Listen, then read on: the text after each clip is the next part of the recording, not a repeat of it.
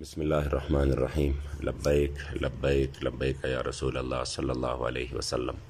تاجدار ختم نبوت زندہ باد زندہ باد زندہ باد۔ اہالیان پاکستان ملک کی حالات دیکھ رہے ہیں جو ظلم و بربریت ایک نہتے مسلمانوں پر، حضور کے غلاموں پر اس وقت حکومت کی طرف سے شروع ہے، تو میں اس کا صرف ایک پس منظر آپ کے سامنے رکھتا ہوں تاکہ میڈیا والے بھائی بھی سن لے، پورا پاکستان سن لے کہ جب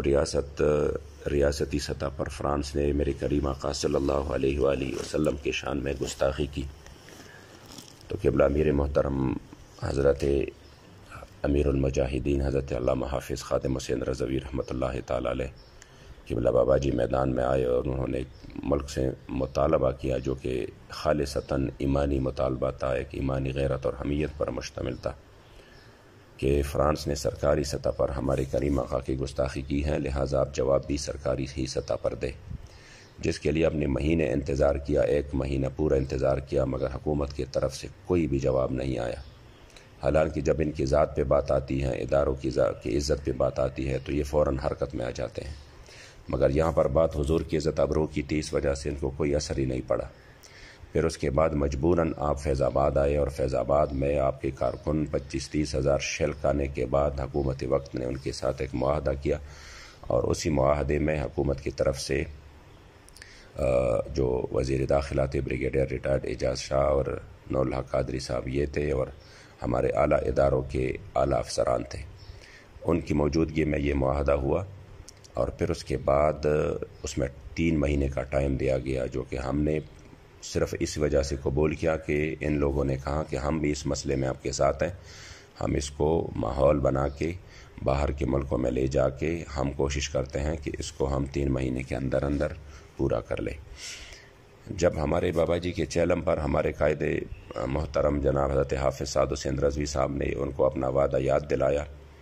تب ان کو فکر ہو گئی کہ یہ تو ان کو تو وعدہ یاد ہے، تو کراچی سے فیصل واؤڈا آئے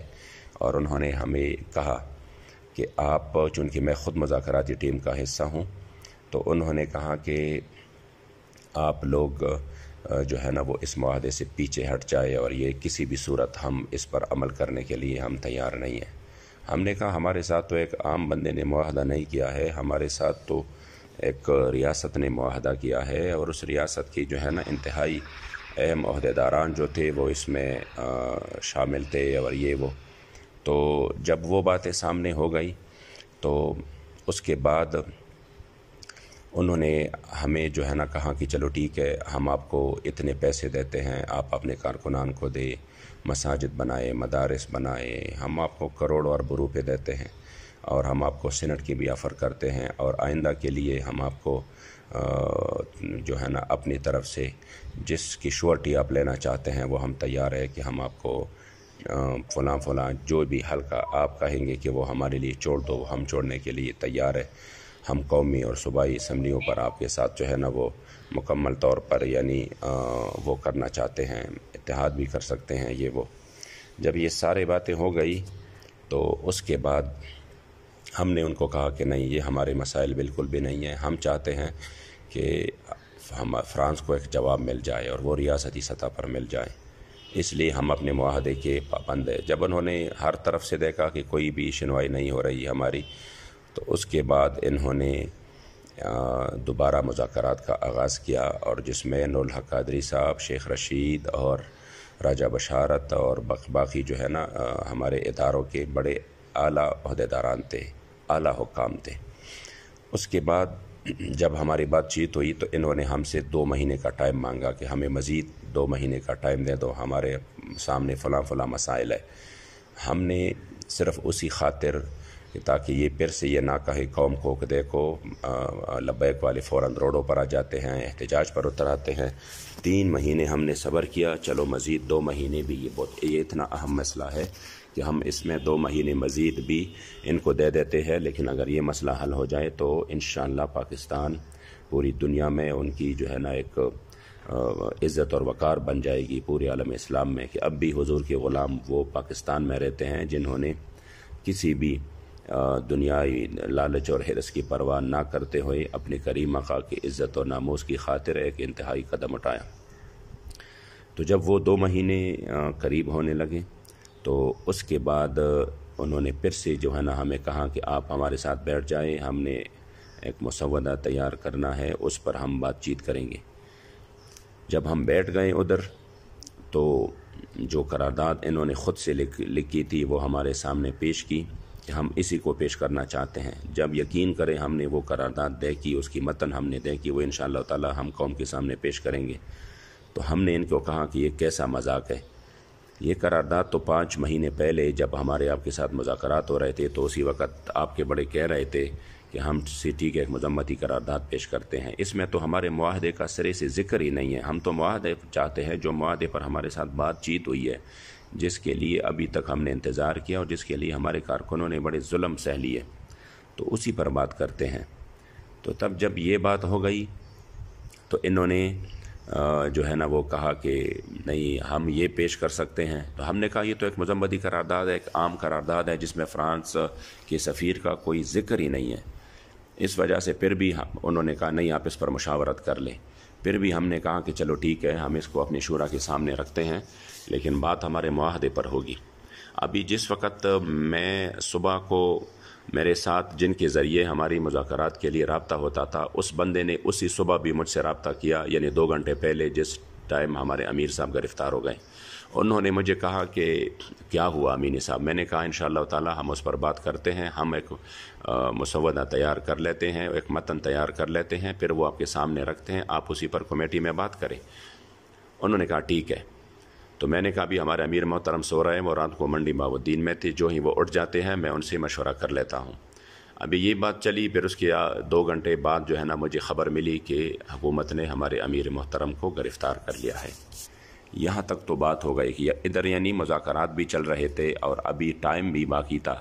لیکن چونکہ ہمارے امیر محترم نے اعلان کیا تھا کہ اگر 20 تک،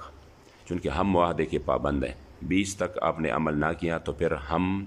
اپنے وعدے کے پابند ہیں، اور اس کے بعد جو ہے نا جو ہم سے ہماری بات ہوئی ہے پھر ہم اس کے خلاف جو ہے نا وہ آپ کے خلاف ہم نکلیں گے، ہم احتجاج کریں گے، جو ایک ہمارا آئینی اور جمہوری حق ہے، اور وہ احتجاج بھی ہم اپنے ذات کے لیے نہیں بلکہ اپنے کریم آقا کی عزت ابرو کی حفاظت کے لیے کر رہے ہیں۔ اس کے بعد سے انہوں نے جو گرفتاری کی اور پھر گرفتاریوں کے بعد پورے ملک میں گرفتاریوں کا ایک سلسلہ شروع کیا، تو ان گرفتاریوں کے خلاف اور ہمارے معاہدے کے لیے ہمارے کارکنان کا ایک پرامن احتجاج شروع ہوا۔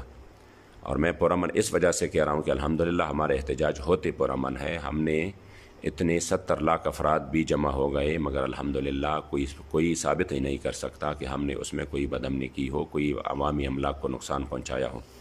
اب یقیناً جتنے بھی ویڈیوز آ رہے ہیں اس میں اکثریت یہ ہے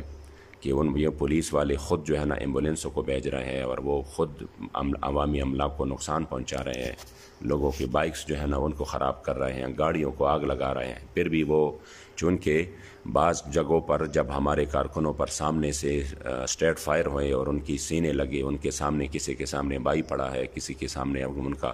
والد ہے اور بچے پڑے ہیں، تو ظاہری بات ہے ایک غصہ ہے، ایک غم و غصہ ہے۔ تو اس غم و غصے میں اگر کسی نے کسی سیکیورٹی کسی افسر کو یا کسی سپاہی کو پکڑ کر اس کو یا تو لبیک کے نعرے لگوائے یا ان کو بٹھائے رکھا، وہ بھی کوئی بالکل ایک یعنی انتہائی ایسے کم واقعات ہیں جہاں پر ہوئے ہیں، لیکن وہ تو ظلم ہوا کہ ٹھیک ہے وہ آپ پر گولیاں مارے تو آپ نے یہاں پر ان کے جو ہے نا وہ پھول نچاور کرنا ہے، اس طرح تو نہیں ہوتا۔ جب وہ سیدھے فائرنگ کر رہے ہیں، ہمارے 200 کارکن شہید ہو چکے ہیں اور ہزاروں کارکن اس وقت شدید ترین زخمی ہیں، جن کی آنکھیں، جن کی سر جو ہے نا وہ مکمل طور پر یعنی وہ انتہائی تشویشناک حالت میں ہے، تب بھی ہم یعنی ظالم ہے، اور وہ اتنا ظلم کر کے بھی میڈیا پر مکمل طور پر مظلوم ہے۔ اور پھر میڈیا خود چیخ رہا ہے، خود میڈیا کے اینکرز بول رہے ہیں کہ ہمارے اوپر پابندی لگ چکی ہے۔ یعنی اتنی شرم کی بات ہے کہ اس ملک کے لیے کہ اس ملک کا میڈیا وہ شرمناک کردار ادا کر رہا ہے کہ جہاں پر ان کو ایک ماڈل گرل ایان علی، اس کی جو ہے نا وہ جسم کا ایک وہ ٹیٹو بھی نظر آئے، اس کو ایک انڈیا کی اداکارہ کی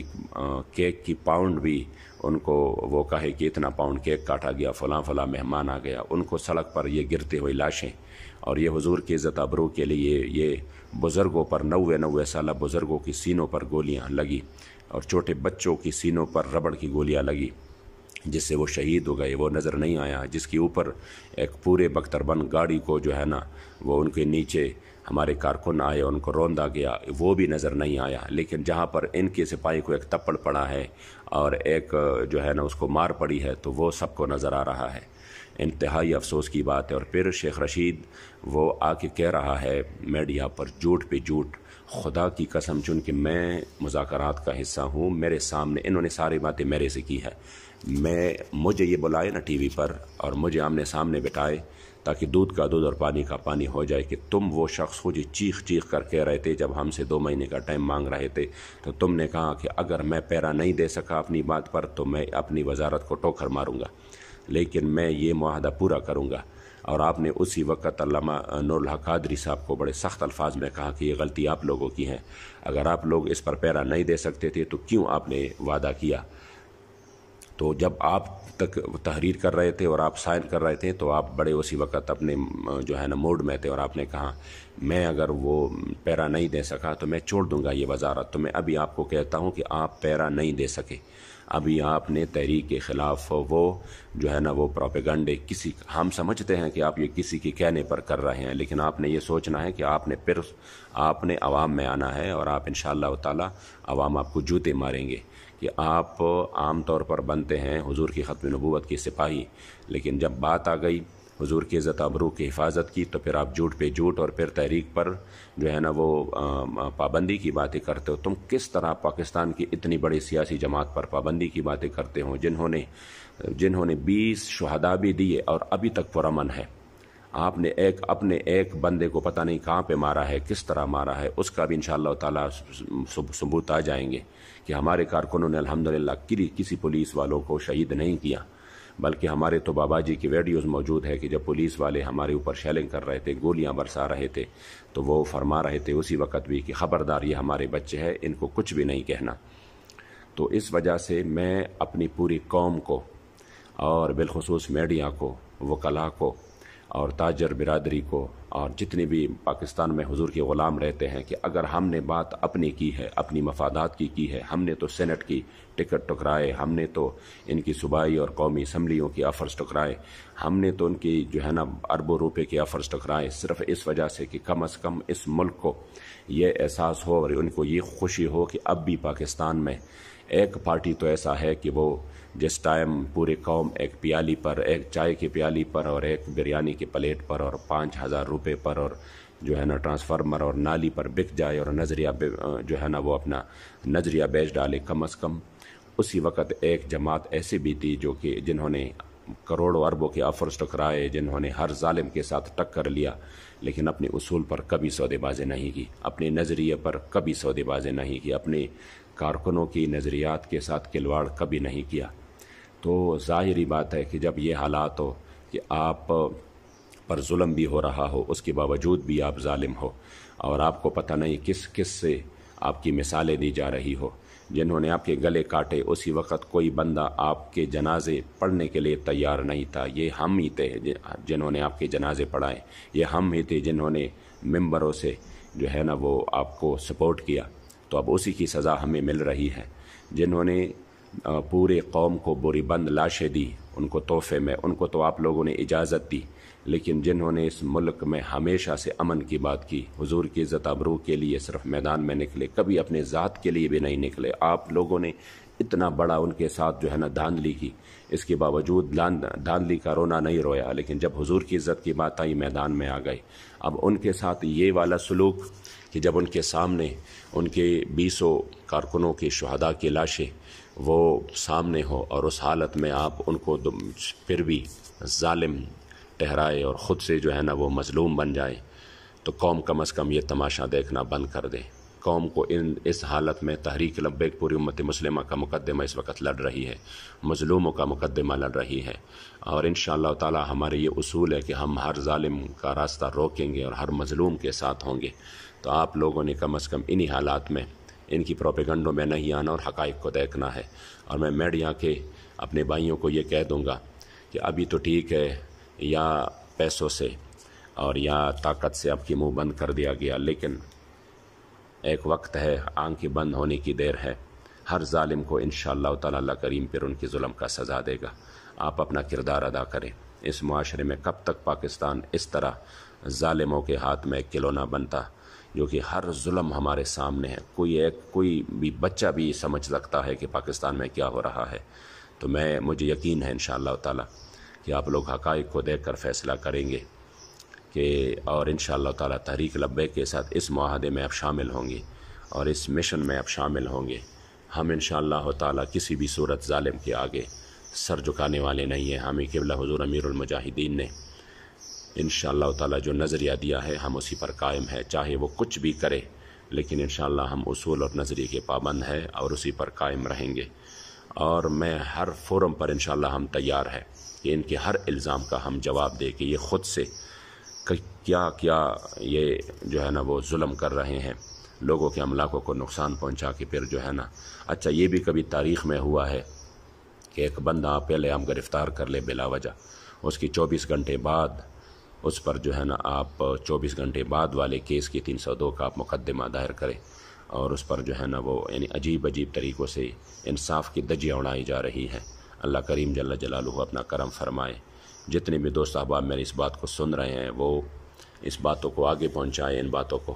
اور پورے قوم کو۔ جب ہمارے اوپر سوشل میڈیا پر بھی پابندی لگائی جا رہی ہے، الیکٹرانک اور پرنٹ میڈیا پر، حتیٰ کہ ٹی وی اینکرز اور چینلز نام لینے کے لیے بھی تیار نہیں ہیں، تو اسی وقت الحمدللہ بے سر و سامانی کی حالت میں تاریخ لکھے گا کہ ایک تحریک ایسی بھی تھی جنہوں نے کبھی اپنے اصول کا سودا نہیں کیا اور اپنے نظریہ پر قائم رہا انشاءاللہ۔ اور یہ ظلم کا جو دور ہے یہ انشاءاللہ ختم ہونے والا ہے۔ ظلم جتنا بھی ظلم ہو جائے آخر مٹ ہی جاتا ہے، اس کا انجام بہت بھیانک ہوتا ہے۔ انشاءاللہ سورج طلوع ہوگی اور ان شہیدوں کی خون کا ہم حساب لیں گے انشاءاللہ۔ جس کا اس میں حصہ تھا ان سے انشاءاللہ ہم حساب لیں گے۔ نہ ہم فیض آباد کے شہداء کو بھولے ہیں اور نہ ہم انہی شہداء کو جو ابھی آپ لوگوں نے صرف اور صرف اسی پر کہ وہ حضور کی عزت ابرو کی حفاظت چاہتے تھے، اور آپ نے اس کو بجائے اس کی کہ آپ فرانس کی سفیر نکالتے، جب اپنی عزت کی بات ہو، اگر یہ انہوں نے وزیر اعظم کے خلاف بات کی ہوتی، صدر کے خلاف بات کی ہوتی، ہمارے ملک یا اداروں کے خلاف بات کی ہوتی، تو شاید اب اس کا جواب بھی دیا جاتا۔ لیکن جب بات حضور کی عزت ابرو کی ہو تو پھر ان کو امن اور اخلاقیات یاد آتے ہیں۔ اللہ کریم ہمیں ایسے بے حس اور بے ضمیروں سے بچائے اور غیرت ایمانی ہمیں نصیب کرے۔ لبیک لبیک لبیک یا رسول اللہ صلی اللہ علیہ وآلہ وسلم۔ تاجدار ختم نبوت زندہ باد زندہ باد زندہ باد۔